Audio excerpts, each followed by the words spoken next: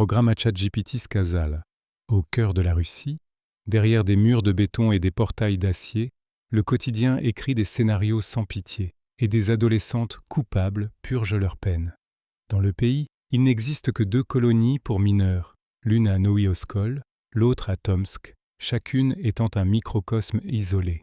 Là arrivent des filles âgées de 14 à 19 ans, condamnées pour des crimes violents qui brisent la vie des victimes et bouleversent l'ordre social. On y trouve des meurtrières, des auteurs de braquages, des participantes à des pillages organisés et des distributrices de substances interdites. Bien qu'elles soient jeunes, leurs crimes ont des conséquences d'adultes et les obligeant à vivre derrière les barreaux avant même d'atteindre la majorité. Le quotidien de ces colonies est un mélange de silence, de routine et de tension permanente, où chaque décision peut avoir son écho. Les matinées commencent tôt et il n'y a pas de place pour la paresse, car chaque fille a un travail assigné, le plus souvent dans des ateliers de couture ou des cuisines. Officiellement, on parle de travail volontaire, mais en réalité, refuser d'y participer est un signe de révolte et le début des ennuis. Les filles apprennent aussi un métier, certaines deviennent fleuristes, d'autres cuisinières ou techniciennes en horticulture, afin d'avoir, en sortant, une mince chance de survivre. L'après-midi est consacré à l'éducation scolaire, car beaucoup d'entre elles n'ont jamais terminé l'école primaire et ne pouvaient que rêver du lycée. On leur apprend à écrire, à compter et à comprendre un monde qu'elles ne connaissaient auparavant que depuis ses marges. Dans les salles de classe, il n'y a ni barreau ni hiérarchie entre meilleures et moins bonnes, mais la tension flotte dans l'air comme une fumée. Parmi les enseignants, il y a aussi des hommes, ce qui est une exception surprenante dans l'univers pénitentiaire et une source d'inquiétude. Les colonies ne ressemblent pas à des prisons classiques, car le régime y est adouci et certaines filles peuvent parfois sortir sous l'œil vigilant des surveillantes. Dans les chambres, pas de barreaux non plus. L'espace rappelle plutôt des internats austères, et les filles ont accès à de l'argent liquide et se déplacent librement dans l'enceinte. Malgré des peines sévères, le quotidien est plein d'illusions, car même si personne ne frappe, chacune sait que ce n'est pas une maison, mais une cage fermée pour des âmes qui n'ont pas eu le temps de grandir pour affronter le monde. De longues promenades, des activités artistiques communes et même des concours de beauté tentent de créer une illusion de normalité. Pour leur anniversaire, elles peuvent se maquiller et porter des vêtements colorés, mais la joie a toujours une date de péremption. Elles disposent d'une bibliothèque remplie de romans d'amour et de guides sur la vie adulte qu'elles essaient de comprendre trop tôt. Certaines commencent même des études à distance, apprenant dans un silence qui étouffe plus que les cris. Leur avenir est en suspens. Après 19 ans, elles rejoignent les prisons pour adultes, où toute illusion prend fin. Pour beaucoup, c'est la seule réalité qu'elles connaissent, car leurs familles ne les attendent pas à bras ouverts. Les éducateurs de la colonie cherchent souvent eux-mêmes un travail pour elles à leur sortie, car même leurs parents ne veulent pas les reprendre. Chaque jour est une lutte pour la confiance, pour un peu de répit, pour le droit à une brève visite de proches, même si pour certaines, personne ne vient jamais.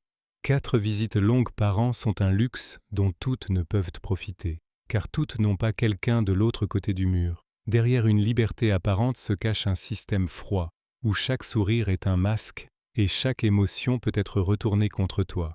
Derrière les murs des colonies pour mineurs règne un rythme singulier où l'enfance cesse d'exister et où l'âge adulte arrive trop vite, sans y être invité. Les filles y apprennent non seulement un métier, mais aussi à survivre dans un système qui donne l'apparence de la douceur, mais n'oublie jamais pourquoi elles ont fini derrière les barreaux. Le quotidien est fait d'actes apparemment ordinaires, nettoyer, suivre des cours, manger, mais sous la surface se tapit une peur constante du jugement, de l'isolement ou de la dégradation.